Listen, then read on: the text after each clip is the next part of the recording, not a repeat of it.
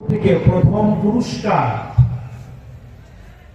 যদি ইখলাসের সাথে এসে থাকি তাহলে আমাদের জীবনের সব গুনাহ মাফ। সুবহানাল্লাহ।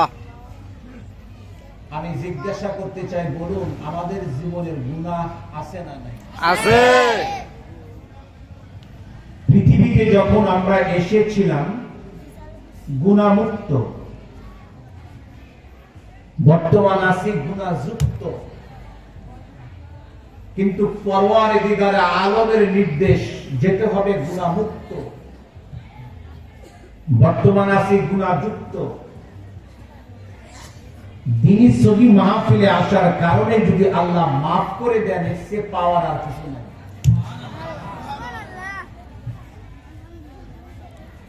এই জন্য আল্লাহর কাছে দোয়া করি, আমরা যারা এখানে এসেছি, সুযোগ পেয়েছি, আল্লাহ পাক যেন আমাদের সকলকেই পরিপূর্ণ মাফ করে দিয়ে আল্লাহর বন্ধু, আল্লাহর মাহবুব করে যেন আল্লাহ আমাদেরকে বাড়িতে ফিরিয়ে নেন। বলুন আমিন।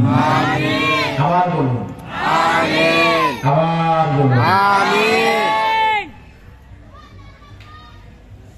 যেহেতু মাহফিল একটা মাদ্রাসা কেন্দ্রিক, আমি শুনলাম এখানে এসে, এবং কিছু ছাত্রকে পুরস্কারও দিলাম,